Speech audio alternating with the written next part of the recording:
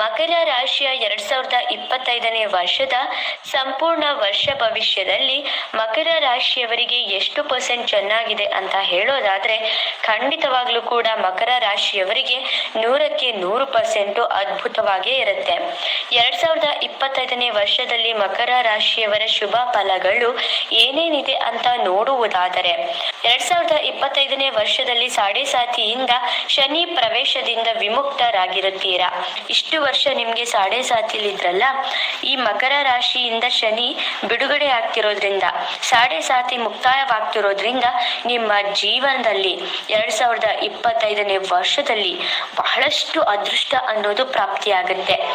ಈಗ ಮಕರ ರಾಶಿಯವರಿಗೆ ಬಹಳಾನೇ ಅದ್ಭುತವಾದಂತಹ ವರ್ಷ ಅಂತಾನೆ ಹೇಳ್ಬೋದು 2025ನೇ ವರ್ಷ. ಆರೋಗ್ಯದಲ್ಲಿ ಮಕರ ರಾಶಿಯವರಿಗೆ ಸುಧಾರಣೆ ಅನ್ನೋದು ಕಾಣುತ್ತೆ. ಇಷ್ಟು ವರ್ಷ ಸಾಡೆ ಸಾತಿ ಇರೋದ್ರಿಂದ ನಿಮ್ಮ ಆರೋಗ್ಯ ತುಂಬಾನೇ ಏರುಪೇರಿಂದಾನೇ ಇರುತ್ತೆ. ನಿಮ್ಮ ಆರೋಗ್ಯದಲ್ಲಿ ತುಂಬಾನೇ ತೊಂದರೆಗಳು, ವಿಪರೀತವಾದ ತೊಂದರೆಗಳೇ ಬರ್ತಿರುತ್ತೆ. ಅಂತಹ ಆರೋಗ್ಯದಲ್ಲಿ ದಿಢೀರ್ ಸುಧಾರಣೆ ಅನ್ನೋದು ನೀವು ಕಾಣ್ತೀರಾ. ನೀವು ಯಾರಿಗಾದರೂ ಸಾಲವನ್ನ ಕೊಟ್ಟಿದ್ರೆ ಅಂತಹ ಹಣ ಮರಳಿ ಬರುವ ಸಾಧ್ಯತೆ ಇದೆ. ನೀವು ಯಾರಿಗಾದ್ರೂ ಸಾಲ ಕೊಟ್ಬಿಟ್ಟಿರ್ತೀರಾ, ಅವರು ನಿಮಗೆ ಕೊಡದೇನೆ ಆಟಾಡಿಸ್ತಾನೆ ಇರ್ತಾರೆ, ಕೊಡೋದೇ ಇಲ್ಲ. ಆ ತರ ಹಣಗಳು ಕೂಡ 2025ರಲ್ಲಿ ನಿಮ್ಮ ಕೈ ಸೇರುತ್ತೆ. ಕೆಲಸ ಇಲ್ಲದೆ ಇರುವಂತವರಿಗೆ ಕೆಲಸ ಸಿಗತ್ತೆ. ನಿರುದ್ಯೋಗಿಗಳು ಅಂತ ಇರ್ತಾರಲ್ಲ, ಎಷ್ಟೇ ಹುಡುಕಿದ್ರು ಕೆಲಸ ಸಿಗ್ತಾರಲ್ಲ, ಇಲ್ಲ ಅವ್ರಿಗೆ ಸೆಟ್ ಆಗುವಂತಹ ಕೆಲಸ ಸಿಗ್ತಿರಲ್ಲ, ಅಂತಹ ವ್ಯಕ್ತಿಗಳಿಗೂ ಕೂಡ ಈ ವರ್ಷದಲ್ಲಿ ಉತ್ತಮವಾದಂತಹ ಕೆಲಸ ಸಿಗುತ್ತೆ. ಸ್ನೇಹಿತರಿಂದ ಸಹಕಾರ ಅನ್ನೋದು ದೊರೆಯುತ್ತೆ. ನಿಮ್ಮ ಫ್ರೆಂಡ್ಸ್ ಇಂದ ನಿಮ್ಗೆ ಒಳ್ಳೇದೇ ಆಗತ್ತೆ. ಆರ್ಥಿಕ ಪ್ರಗತಿ ಹೆಚ್ಚಾಗುತ್ತಾ ಹೋಗುತ್ತೆ. ಆರ್ಥಿಕವಾಗಿ ನೀವು ಪ್ರಗತಿನ ಹೊಂದುತ್ತೀರಾ. ಎಲ್ಲಾ ಕೆಲಸದಲ್ಲೂ ಕೂಡ ನಿಮ್ಗೆ ಹಣ ಅನ್ನೋದು ಹೆಚ್ಚಾಗಿ ಓಡಾಡುತ್ತೆ. ಶನಿಯ ಸಾಡೆ ಸಾತಿಯಿಂದ ಕಳೆದುಕೊಂಡಂತಹ ಆಸ್ತಿ ಹಣವನ್ನು ನೀವು ಈ ವರ್ಷದಲ್ಲಿ ಡಬಲ್ ಮಾಡ್ಕೋತೀರಾ. ಮೊದಲೇ ಹೇಳಿಲ್ವಾ, ಸಾಡೆ ಸಾತಿ ಮುಕ್ತಾಯ ಆಗ್ತಿರೋದ್ರಿಂದ ಇಷ್ಟು ವರ್ಷ ಸಾಡೆ ಸಾತಿಯಿಂದ ಹಿಂಡಿ ಹಿಪ್ಪೆ ಆಗ್ಬಿಟ್ಟಿರ್ತಾರಲ್ಲ, ಅವರ ಹಣ, ದುಡ್ಡು, ಆಸ್ತಿ ಎಲ್ಲಾನು ಮಾರಾಟನೇ ಮಾಡ್ಕೊಂಡಿರಬಹುದು. ಈ ತರ ಮಾಡ್ಕೊಂಡಿರೋರು ಈ ವರ್ಷದಲ್ಲಿ ಡಬಲ್ ಮಾಡ್ಕೊಳ್ತೀರಾ. ಅಷ್ಟು ಸಖತ್ತಾಗಿದೆ ಈ ವರ್ಷ ಮಕರ ರಾಶಿಯವರಿಗೆ. ನೆಮ್ಮದಿ ಸಿಗುವಂತಹ ವರ್ಷ 2025 ಅಂದ್ರೆ ತಪ್ಪಾಗಲ್ಲ. 2025ರಲ್ಲಿ ನೀವು ವಿಪರೀತವಾದ ನೆಮ್ಮದಿ ಅನ್ನೋದನ್ನ ಕಾಣ್ತೀರಾ. ನಷ್ಟ ಹೊಂದಿದ ಕೆಲಸಗಳು ಅಭಿವೃದ್ಧಿನ ಕಾಣ್ತವೆ. ಹೇಳಿಲ್ವಾ ಮೊದ್ಲೇನೆ, ನೀವು ತುಂಬಾನೇ ನಷ್ಟ, ಸಂಕಷ್ಟ, ಆರೋಗ್ಯದಲ್ಲಿ ಏರುಪೇರು ಇಷ್ಟೆಲ್ಲ ಅನುಭವಿಸಿರ್ತೀರಾ. ನಿಮ್ ಕೆಲಸಗಳು ಯಾವ್ದ್ಯಾವ್ದು ನಷ್ಟ ಹೊಂದಿದೆ ಅಂತಹ ಕೆಲಸಗಳಲ್ಲೇ ನೀವು ಅಭಿವೃದ್ಧಿನ ಕಾಣ್ತೀರಾ. ನಿಮ್ಮ ಮಕ್ಕಳು ಅಭಿವೃದ್ಧಿ ಹೊಂದುತ್ತಾರೆ. ನಿಮ್ಮ ಮಕ್ಕಳು ಕೂಡ ಈ ವರ್ಷದಲ್ಲಿ ಅಭಿವೃದ್ಧಿನ ಹೊಂದುತ್ತಾರೆ. ವಿದ್ಯಾಭ್ಯಾಸದಲ್ಲಿರುವಂತಹ ವಿದ್ಯಾರ್ಥಿಗಳ ಕನಸು ನನಸಾಗುವಂತಹ ಕಾಲ ಇದಾಗಿರುತ್ತೆ.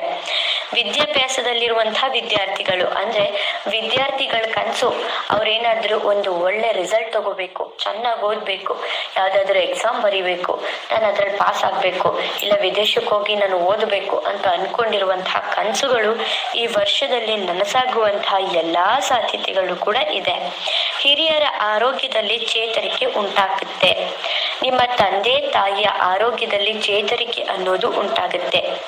ತೀರ್ಥಕ್ಷೇತ್ರದ ಯಾತ್ರೆ ಮಾಡುವ ಸಾಧ್ಯತೆ ಇದೆ. ನೀವು ಈ ವರ್ಷದಲ್ಲಿ ದೇವಸ್ಥಾನಗಳಿಗೆ, ನೀವು ಅನ್ಕೊಂಡಿರುವಂತಹ ಸಣ್ಣ ಪುಟ್ಟ ದೇವಸ್ಥಾನದಿಂದ ಹಿಡಿದು ದೊಡ್ಡ ದೇವಸ್ಥಾನಕ್ಕೆ ಹೋಗುವಂತಹ ಸಾಧ್ಯತೆ ಇದೆ. ಆಸ್ಪತ್ರೆಯಲ್ಲಿ ಕೆಲಸ ಮಾಡುವವರಿಗೆ ವಿಪರೀತ ಲಾಭ ಅನ್ನೋದು ಆಗುತ್ತೆ.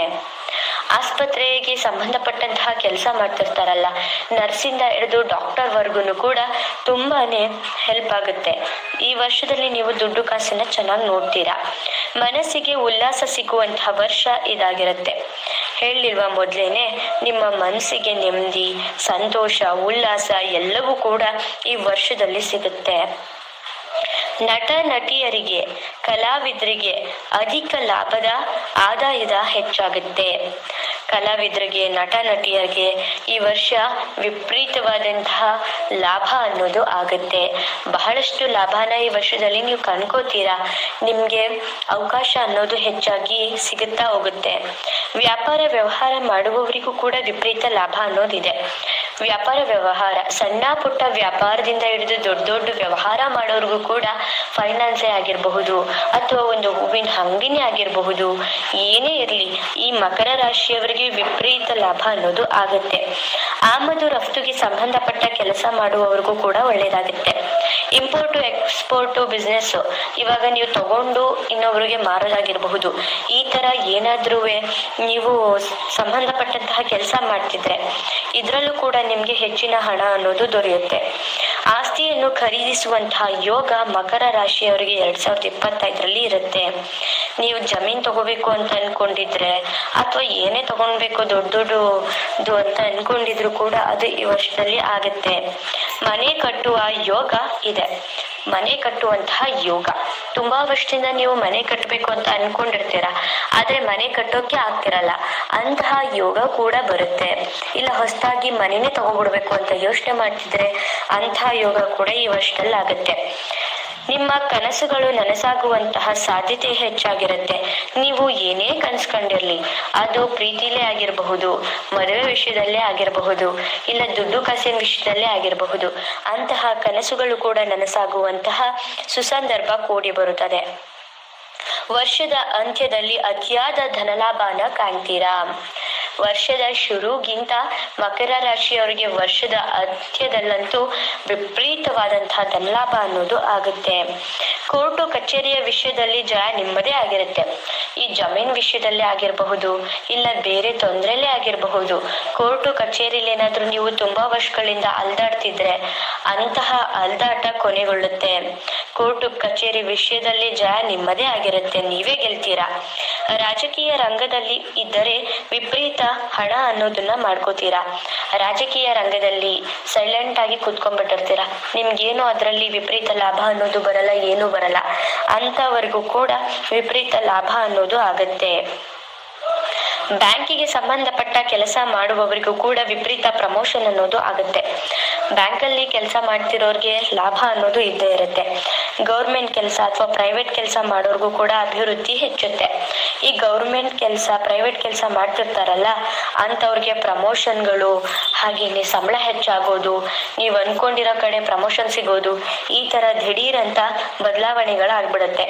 ಇದರಿಂದ ನಿಮ್ಗೆ ದುಡ್ಡು ಅನ್ನೋದು ಕೂಡ ಹೆಚ್ಚಾಗುತ್ತೆ. ಸರ್ಕಾರದ ಹಣ ಬರ್ಬೇಕಾದಲ್ಲಿ ನಿಮ್ಮ ಕೈ ಸೇರುತ್ತೆ. ಯಾವುದೋ ಒಂದು ಗೌರ್ಮೆಂಟ್ ಹಣ ನಿಮ್ಗೆ ಬರ್ಬೇಕಾಗಿರತ್ತೆ, ಅದು ಬರಲ್ಲ, ತುಂಬಾ ಆಟಾಡಿಸ್ತಿರ್ತಾರೆ. ಅಂತಹ ಹಣಗಳು ಕೂಡ ಈ ವರ್ಷದಲ್ಲಿ ನಿಮ್ಮ ಕೈ ಸೇರ್ಬಿಡುತ್ತೆ. ವಾಹನ ಖರೀದಿಸುವಂತಹ ಯೋಗ ಇದೆ. ನೀವು ಈ ವರ್ಷದಲ್ಲಿ ಯಾವುದೇ ಗಾಡಿನ ತಗೋಬೇಕು ಅಂತ ಅನ್ಕೊಂಡಿದ್ರು ಕೂಡ ನೀವು ತಗೋಬಿಡ್ತೀರಾ. ಸಮಾಜದಲ್ಲಿ ಯಶಸ್ಸು ಕೀರ್ತಿ ಅನ್ನೋದು ಹೆಚ್ಚಾಗುತ್ತಾ ಹೋಗುತ್ತೆ. ನಿಮ್ಗೆ ಸಮಾಜದಲ್ಲಿ ಜನಗಳಿಗೆ ಹೆಲ್ಪ್ ಮಾಡ್ತೀರಾ, ಇದರಿಂದ ನಿಮ್ಗೆ ಕೀರ್ತಿ ಅನ್ನೋದು, ಪ್ರತಿಷ್ಠೆ ಅನ್ನೋದು, ಓ ಇವ್ರು ಬಂದ್ರ, ಇವ್ರು ಒಳ್ಳೆಯವರು ಅನ್ನೋದು ತುಂಬಾನೇ ಹೆಚ್ಚಾಗ್ತಾ ಹೋಗುತ್ತೆ. ಇಷ್ಟೆಲ್ಲ ನೋಡಿದ್ರೆ ಮಕರ ರಾಶಿಯವರಿಗೆ ತುಂಬಾ ಅಂದ್ರೆ ತುಂಬಾನೇ ಅದ್ಭುತವಾದಂತಹ ವರ್ಷ 2025 ಅಂತಾನೆ ಹೇಳ್ಬಹುದು. ಸಾಡೆ ಸಾಕ್ತಿಯಿಂದ ವಿಮುಕ್ತರಾಗ್ತಿರೋದ್ರಿಂದ ಖಂಡಿತವಾಗ್ಲೂ ಕೂಡ ನಿಮ್ ಜೀವನದಲ್ಲಿ ಒಳ್ಳೇದೇ ಆಗುತ್ತೆ. ಇನ್ನ ಅಶುಭ ಫಲಗಳೇನು ಅಂತ ನೋಡೋದಾದ್ರೆ, ವರ್ಷದ ಆರಂಭದಲ್ಲಿ ಸ್ವಲ್ಪ ಮಟ್ಟಿನ ತೊಂದರೆ ಇರುತ್ತೆ, ಅಂದ್ರೆ ಆರೋಗ್ಯದಲ್ಲಿ ಅಷ್ಟೇನೆ. ಅದೆಲ್ಲವೂ ಕೂಡ ಮಧ್ಯಂತರ ಆಗ್ತಿದ್ದಂಗೆನೆ, 1-3 ತಿಂಗಳು ಆಗ್ತಿದ್ದಂಗೆನೆ ಕಳೆದೇ ಹೋಗ್ಬಿಡುತ್ತೆ.